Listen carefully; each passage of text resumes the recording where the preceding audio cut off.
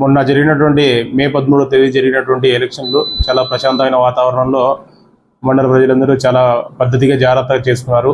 అదేవిధంగా రాబో 9 రోజుల్లో జూన్ 4వ తేదీ జరగబోవు ఎలక్షన్ కౌంటింగ్ మరియు రిజల్ట్ రోజు అదే విధమైనటువంటి స్ఫూర్తిని ప్రదర్శిస్తూ కొద్దిపాటి సమన్వయం మరియు సమయస్ఫూర్తితో ఎలాంటి విశేషాలు లేకుండా ఎలాంటి గొడవలు లేకుండా మండలంలో ప్రతి ఒక్కరూ ప్రశాంతమైన వాతావరణంలో ఉండాలని, అలాగే పోలీస్ డిపార్ట్మెంటు రాయశ్రీ మా ఎస్పీ గారు మా డిఎస్పీ గారు ఉత్తర్వుల మేరకు మేము సమస్యాత్మకమైనటువంటి గ్రామాలలో పోలీస్ కవాతు నిర్వహిస్తూ కార్డన్ సర్చ్లు మరియు నిర్వహిస్తూ మీటింగ్లు కూడా పెడుతున్నాము. మీటింగుల్లో కూడా ఎక్కడికెక్కడ గ్రామస్తులు చెప్తున్నాము. ఇప్పటి వరకు దుర్గా హొన్నూరులో మరియు దేవగిరి, గోవిందవాడ, బొమ్మన హాల్లో ఫ్లాగ్ మార్చెస్ ఎక్కువగా చేశాము. మీటింగ్లు కూడా పెట్టాము.